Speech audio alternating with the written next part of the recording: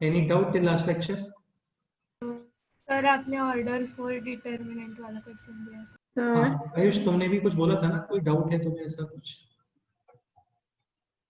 हाँ सर, वो वाला हाँ बोलो। a matrix having total 360, then find the total number of possible fits. This question, अरे इसमें कुछ भी नहीं है यार, आपको जस्ट प्राइम नंबर्स में ब्रेक करना है। Neeraj, can you explain what is the procedure for this question?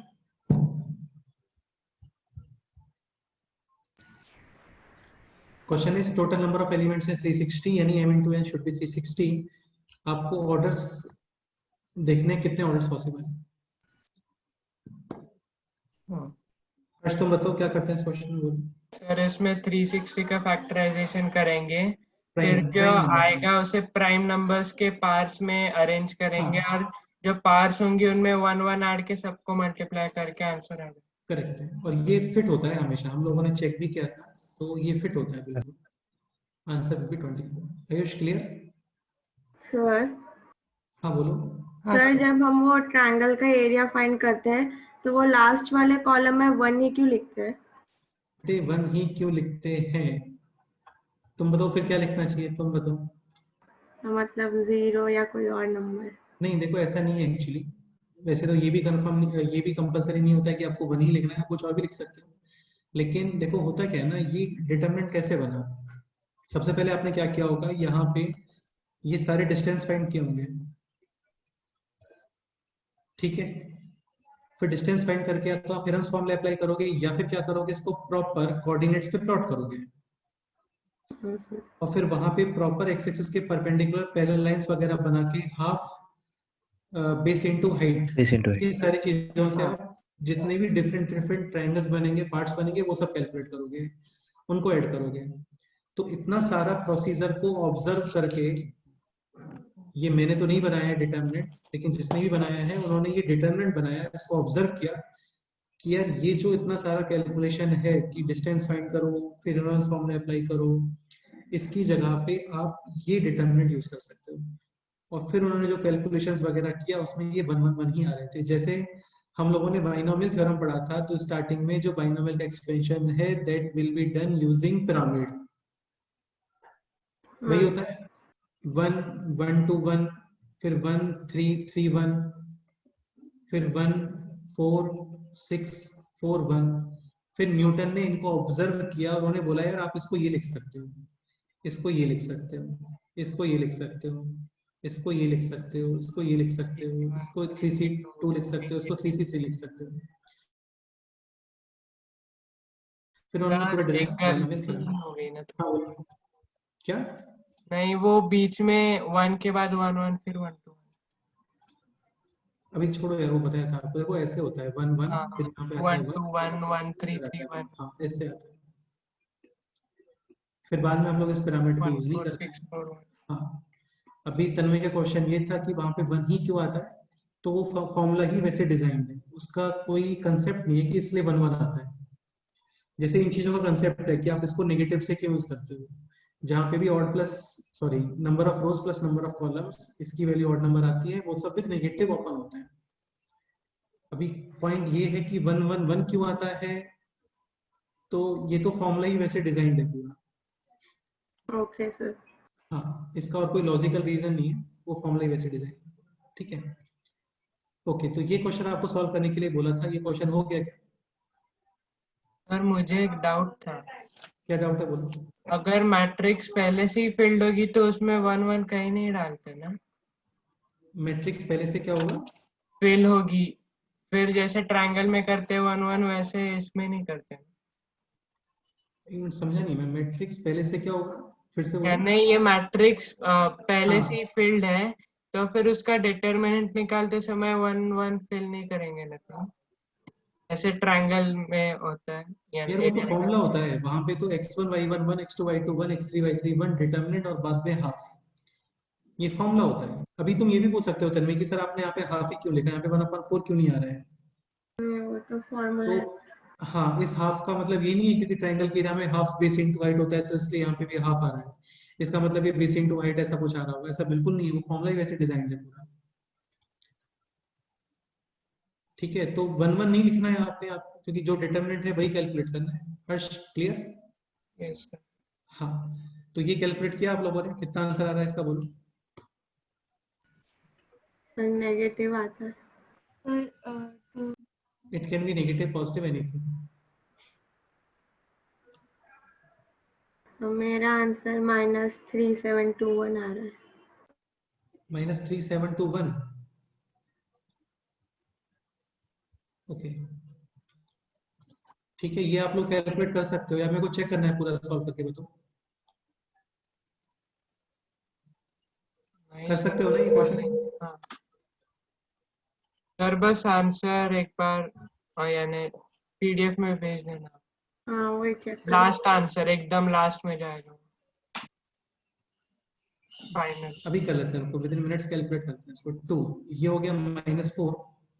मैं इसको फर्स्ट रो के अबाउट ओपन कर रहा हूँ। दिस इज 0, दिस इज 42, फिर -0, फिर +5 and this is 14 sir -7 minus 6 -42 32. 14 minus 32 is -18.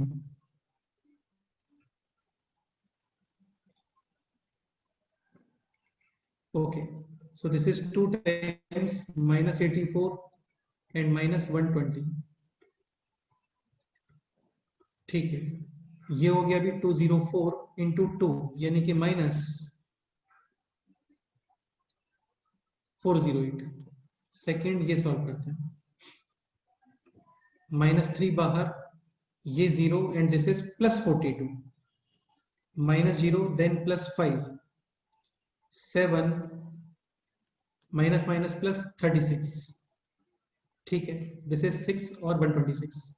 ये हो गया 36 + 7 यानी कि 43 × 5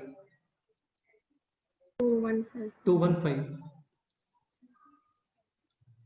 89 और 89 इंटू कितना गिवन है आपको -3 -267। तो ये हो गया -408, ये हो गया -267। ऐसे ही आप यार कैलकुलेट कर लेना। ठीक है, ये सब कैलकुलेशन वाला पार्ट है, आप लोग कर सकते हो इजीली इसको। हाँ बोलो सर बस फर्स्ट वाला वो -4 × 42 और 5 × 18 120 कैसे आया? 5 × 18 नहीं आता, वो 5 × 24 आता है, -20। नहीं, सही है यार, वही आएगा मुझे लगता है। नहीं सर, 5 तो फिर 7 to the 14। एक मिनट 14 - 32 ये 90 आएगा यहाँ पे। हाँ करेक्ट है, 4 and 7 and then into 2 यानी कि 348 -348। ठीक है, तो ये आप लोग कैलकुलेट कर लेना है, इसको कर सकते हो आप, है ना?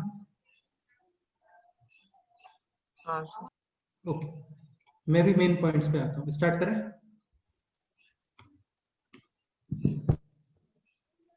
हाँ सर। ओके, ये काफी इंपॉर्टेंट है, समझते जाना। और लिटरली बहुत सिंपल है, टफ जैसा कुछ भी नहीं है इसमें। कुछ प्रॉपर्टीज है 5 6, उनको हम लोग गो थ्रू करने वाले हैं, उससे मैट्रिक्स डिटरमिनेंट का कैलकुलेशन काफी इजी हो जाता है। So properties of determinants, start करें? हाँ सर। ओके, फर्स्ट पॉइंट,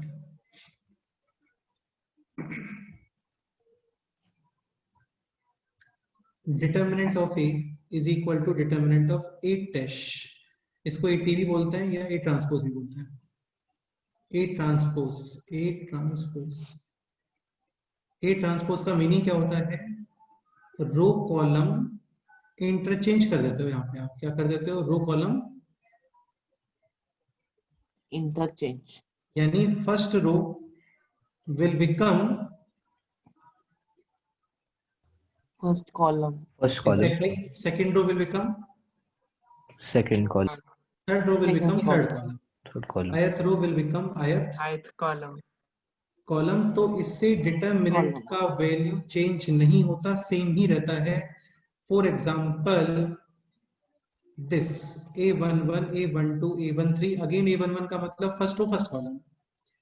ठीक है, एक काम करते हैं, ABC लिख देते हैं, ABCDEFGHI।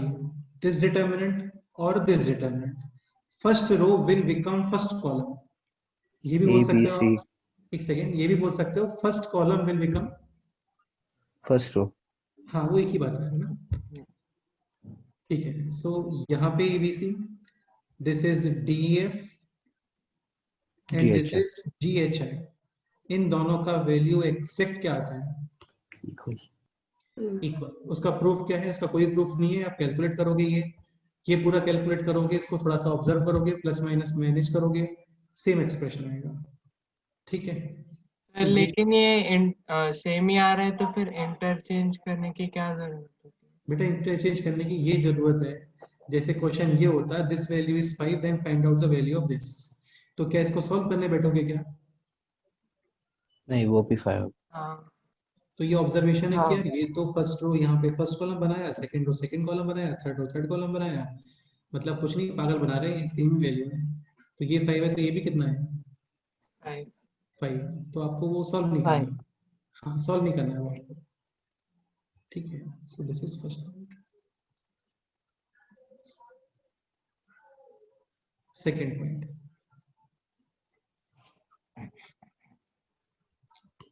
if any two rows,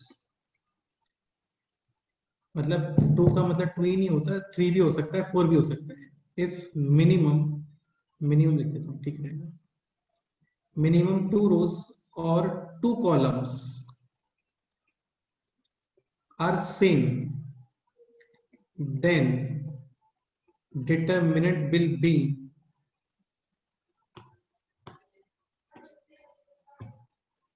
zero. इसका मीनिंग क्या है? इसका ये मीनिंग है ABC, यहाँ पे है DEF, थर्ड रो भी सपोज करो फर्स्ट रो के सेम ही है, ABC यहाँ पे भी क्या? हेलो मेरा वॉइस आ रहा है ना? ABC। हाँ सर। अच्छा ये नहीं होना चाहिए, BAC नहीं होना चाहिए, एज इट इज होना चाहिए। देखो डिटर्मिनेंट्स में ऑर्डर ही इंपॉर्टेंट होता है, ऑर्डर का ही मेन रोल होता है। तो तुम कभी भी ABC को BAC लिखने का या उससे कंपेयर करने का ट्राई मत करना कि यहाँ पे भी ABC है, ये भी ABC नहीं है, ABC ठीक है, सेम का मतलब एग्जैक्ट सेम। तो आपको ये अगेन कैलकुलेट करने का रिक्वायरमेंट बिल्कुल नहीं है, आंसर विल बी 0। या फिर सपोज करो ऐसा कुछ है ABC, यहाँ पे भी ABC, यहाँ पे कुछ और, या फिर same, answer will be definitely 0। एक पॉइंट, रो और कॉलम कंपेयर नहीं करते हैं। सपोज करो ऐसा कुछ है A B, या फिर ऐसा कुछ A B,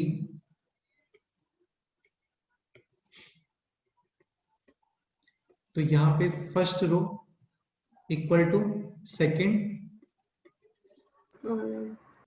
तो इसका वैल्यू 0 आना कंपलसरी नहीं होता है, ठीक है।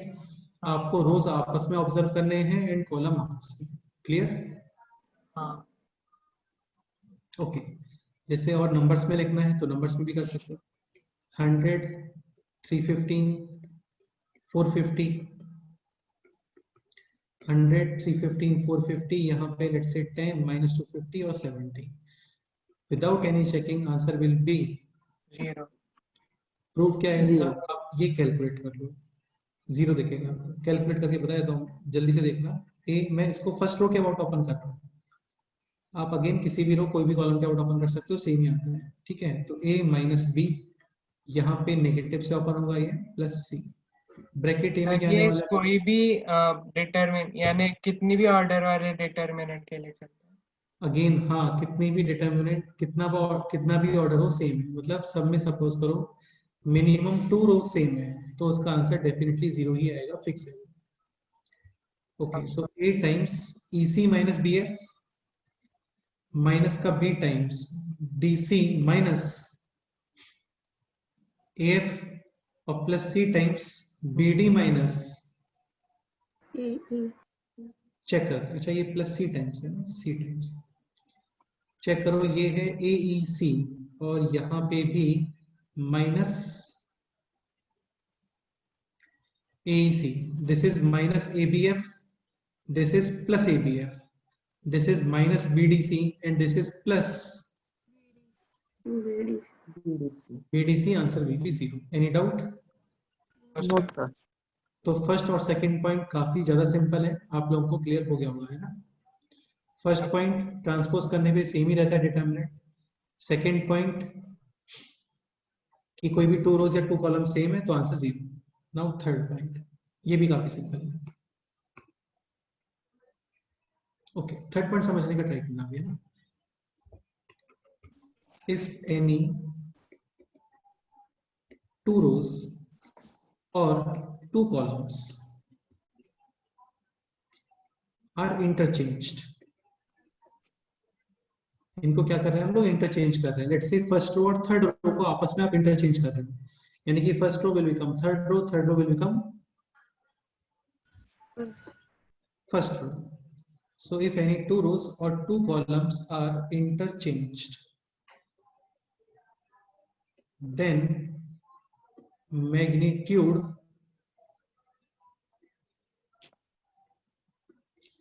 of determinant remain same, but sign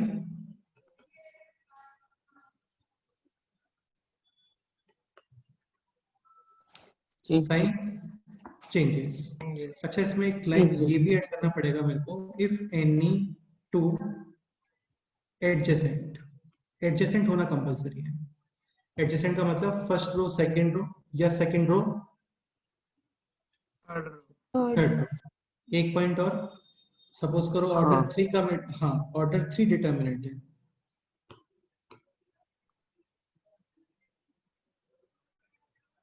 like this A B C D E F G H I, let's say इसका वैल्यू आ रहा है x।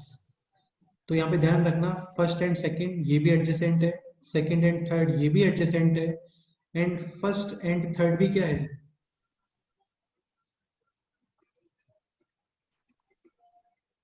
फर्स्ट एंड थर्ड कैसे फर्स्ट एंड थर्ड भी एडजेसेंट है। बताता हूँ कैसे एडजेसेंट है, लेकिन वो भी एडजेसेंट ही होता है, ठीक है।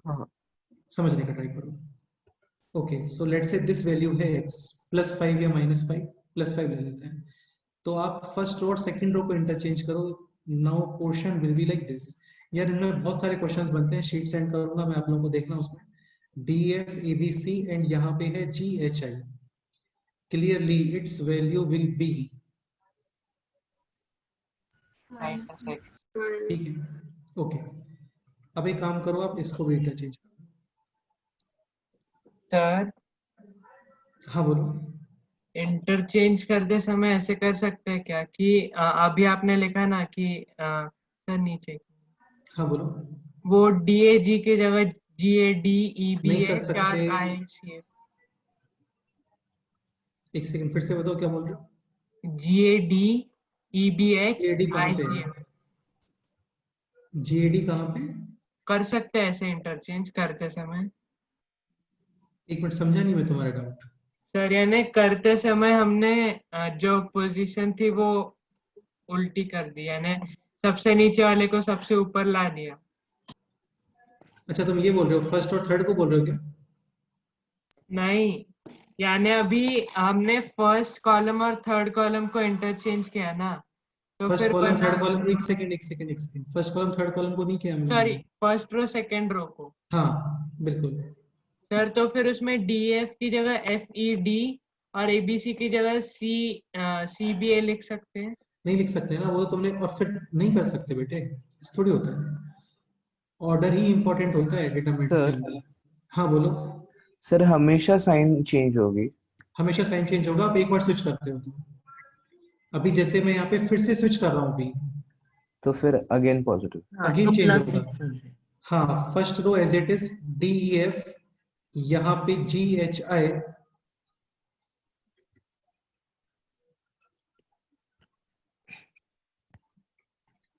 DF यहाँ पे है GHI and it will be ABC। Again it will be minus of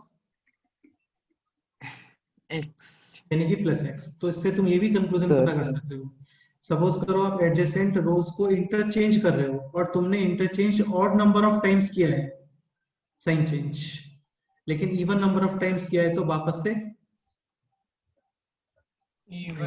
same same sign, same sign.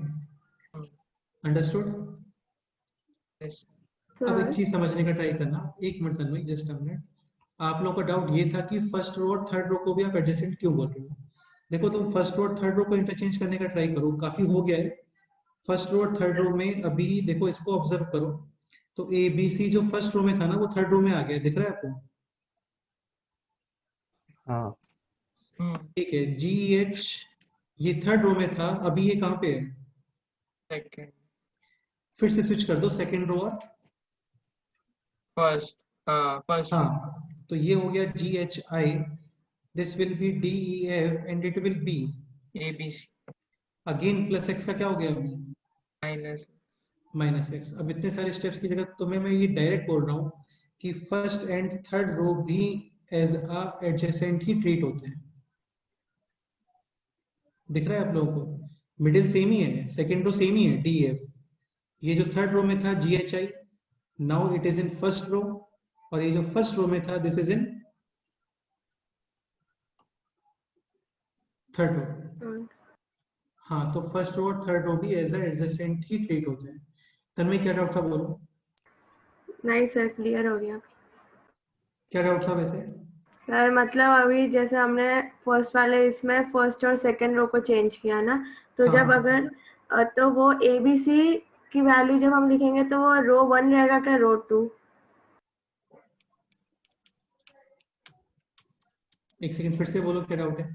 Sir मतलब सबसे पहले ABC रो 1 था, ठीक है, जब हमने उसको चेंज किया तो वो रो 2 हो गया ना, तो हम उसको रो 2 जैसा बिल्कुल कंसीडर ठीक है। करेंगे या रो 1 जैसा? वो तो डिपेंड करता है ना, अभी आप इसके ऊपर कैलकुलेशन करोगे, सेकंड रो है, ठीक है। अभी आप इसी डिटरमिनेंट के ऊपर कैलकुलेशन करने वाले हो ना, भूल जाओ स्टार्टिंग वाले को, वो यूज ही नहीं होगा कभी, ठीक है। हाँ, तो ये अभी सेकंड रो बन गया है। तुम्हारा डाउट यही है ना कि अभी आप एबीसी को फर्स्ट रो बोलोगे या सेकंड रो? हाँ सर। हाँ, तो वो सेकंड रो है। एबीसी डीईएफ पहले सेकंड रो था किसी टाइम में, अभी वो फर्स्ट रो बन गया। सर हाँ, क्या डाउट है हर्ष, बोलो। सर फिर वो दूसरा जो डिटर्मिनेंट बना DF वाला हाँ, फर्स्ट रो, हाँ फिर उसमें अगर हमने कॉलम चेंज कर दिए तभी भी साइन चेंज होगी, यानी तभी भी रूल एप्लीकेबल होगा? 100%, 100%। वो भी एग्जाम्पल कर लेते हैं, देखो ये भी एग्जाम्पल कर लेते हैं। A B C D E F G H I, this is let's say X, then ये मैं आपको क्वेश्चन देता हूँ, आप इसका आंसर बताओ।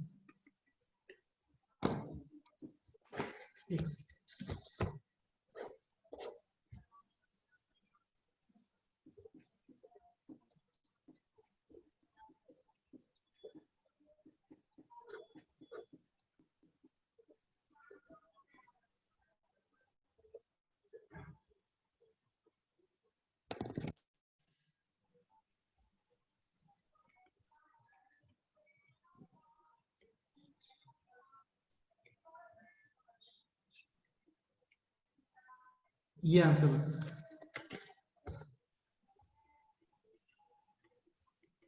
Option A X, option B minus x.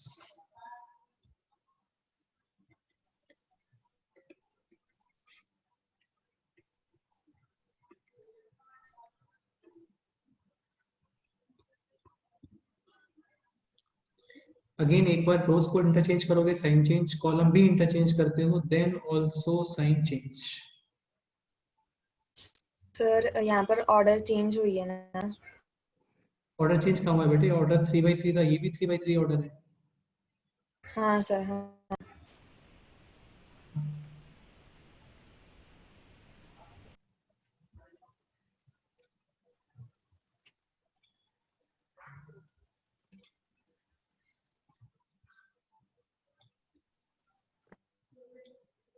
हर्ष, ऐसा ही कुछ डाउट है ना आपका? हाँ सर, एक्स आता है क्या? हाँ, इसका आंसर एक्स ही आएगा, बिल्कुल करेक्ट है। Niral, can you explain? तुमने भी एक्स, हाँ बेटी बताओ। सर सबसे पहले उन्होंने फर्स्ट रो और थर्ड रो इंटरचेंज किया है। Again first row and third row will be treated as adjacent. अच्छा यार, ये ध्यान रखना, फर्स्ट थर्ड को स्टैंडर्ड मत बना देना। पता लगा 4/4 का है तो भी सर फर्स्ट रो और थर्ड रो एडजेसेंट, ऐसा नहीं होता है। हाँ सर। तब फर्स्ट एंड फोर्थ। सर लेकिन फिर तब ये रूल एप्लीकेबल नहीं होगा। ये यार ऐसा नहीं है, ये सारे ऑर्डर में एप्लीकेबल होता है। 3/3 सर फिर 4/4 एक्स ही रहेगा ना, फर्स्ट और फोर्थ अगर ले लिया तो फिर फर्स्ट और फोर्थ में होगा, तो फिर फर्स्ट एंड फोर्थ एडजेसेंट होता है। हाँ नहीं, फिर उसमें आंसर तो एक्स आएगा ना, यानी सेम ही आएगा आंसर। अभी देखते हैं, रुको। नहीं, क्यों होगा बेटे, एक बार जब आप एडजेसेंट, जैसे यहाँ पे ये एडजेसेंट है, साइन चेंज, वहां पे 4/4 में फर्स्ट और फोर्थ एडजेसेंट है, साइन चेंज। ठीक है, तो नीर बता रहे हैं यहाँ पे स्टार्टिंग में आपने first and third row interchange किया है, ऐसा ही बोल रहे हो क्या? हाँ sir, first and third row interchange किया है। So it will be like GHI, एक second Neeraj, just a minute, GHI, this is DEF and this is ABC, it is -x। ठीक है, नेक्स्ट बताओ। हाँ सर, फिर नेक्स्ट स्टेप में उन्होंने फर्स्ट कॉलम और सेकंड कॉलम को इंटरचेंज किया है, तो फिर answer again minus of -x आएगा, मतलब +x। फर्स्ट कॉलम और third column, again first column और थर्ड कॉलम ये भी एडजेसेंट ही है। आप एक बार इंटरचेंज करते हो, हाँ भाई, ठीक है, HEB and this is GDA, again sine change, minus of -x यानी कि +x।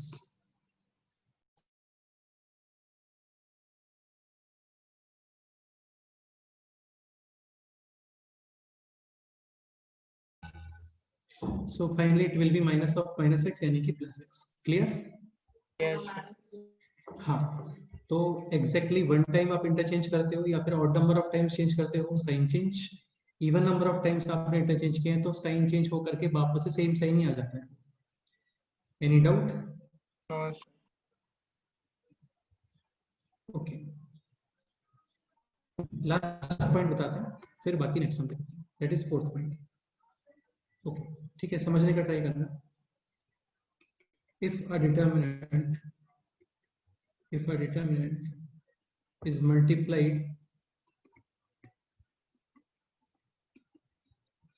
with a constant,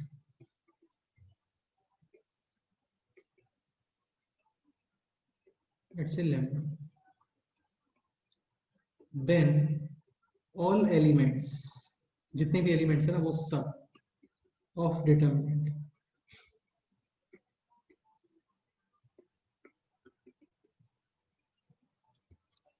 नहीं, actually matrix, if a matrix is multiplied with a constant, then all elements of the matrix will be multiplied with lambda। ठीक है, इसका meaning क्या है? इसका ये मीनिंग है, ABCDEF GHI, और इसको आप मल्टीप्लाई कर रहे हो विद अ कांस्टेंट। अगेन ये डिटर्मिनेंट नहीं है, अभी ये मैट्रिक्स है। डिटर्मिनेंट तो इसकी वैल्यू लोगे तब आप वो डिटर्मिनेंट बनेगा। तो यहाँ पे तुम्हें जितने भी एलिमेंट्स दिख रहे हैं ना, they all will be multiplied with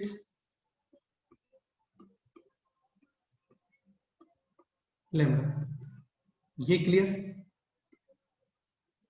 हाँ सर। ठीक है, इसमें कोई डाउट है क्या?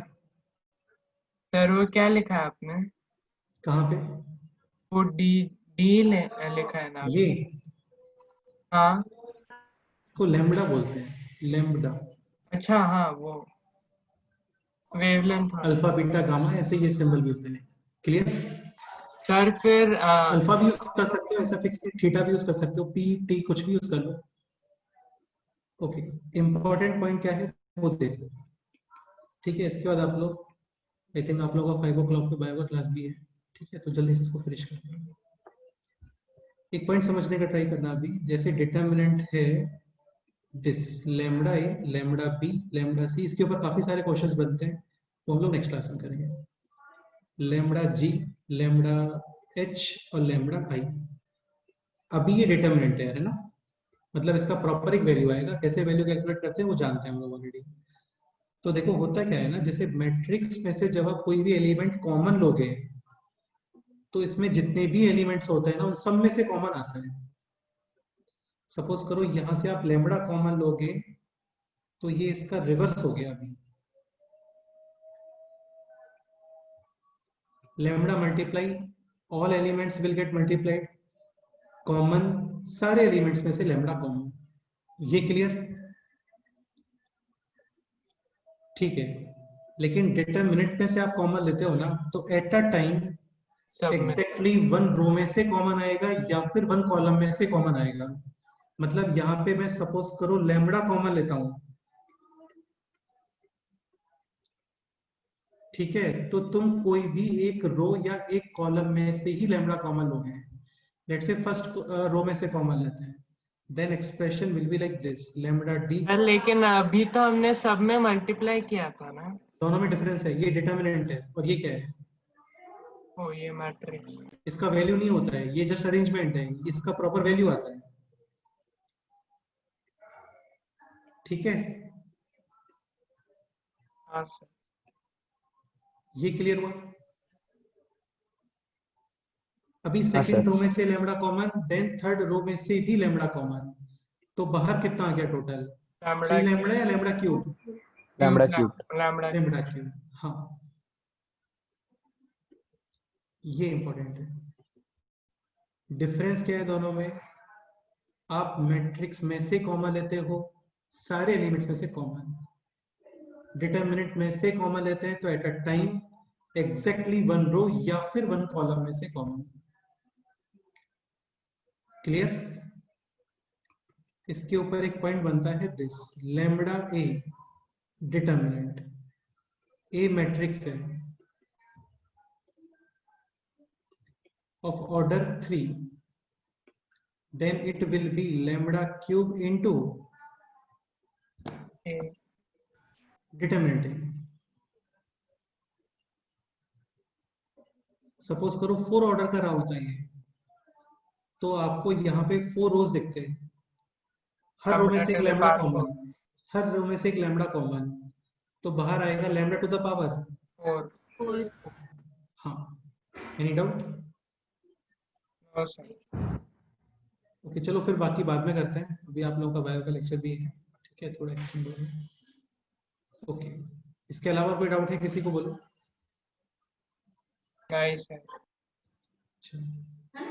चलो फिर ठीक है, नेक्स्ट टाइम पे मिलते हैं ना। ओके।